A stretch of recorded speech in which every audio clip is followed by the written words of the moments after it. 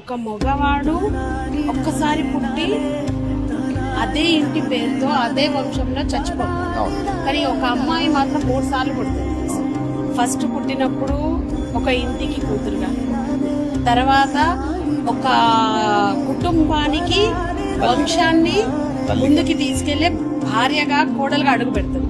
ఆ తర్వాత ఒక తల్లయి, తర్వాత ఆ తల్లయిన తర్వాత జీవితం అంతా తన బిడ్డ కోసమే బ్రతుకుతూ పోతుంది. సో అట్లా 3 పుట్టుకలు ఉంటాయి. నువ్వు చెప్పిన దానికి అతను పుట్టుక లేనివాడు, ఆమె ప్రతి పుట్టుక మహాపురుడు. ఇక్కడ పుట్టి మెట్టినింట్లో, తల్లిగారింట్లో అన్ని నేర్చుకొని అన్ని చేసి వాళ్ళ గౌరవాన్ని నిలుపుతూ అత్తగారింటికి వస్తుంది. అక్కడ కూడా వాళ్ళకి తన ఇంకొక పురాణమే కదా తను సృష్టిస్తుంది. అక్కడ సృష్టిలోంచి బయటికి వచ్చింది అమ్మ, మళ్ళీ ఇక్కడికి వచ్చి ఒక సృష్టిని మొదలు పెట్టింది. అవునా కదా? దాన్ని పెంచి పెద్ద చేసి మరో సృష్టి కోసం తయారు చేస్తుంది. సో దిస్ ఇస్ వాట్ దాని వెనక ఉన్న అర్థం ఇదే. మనం అందరం అర్థం చేసుకోవాలి.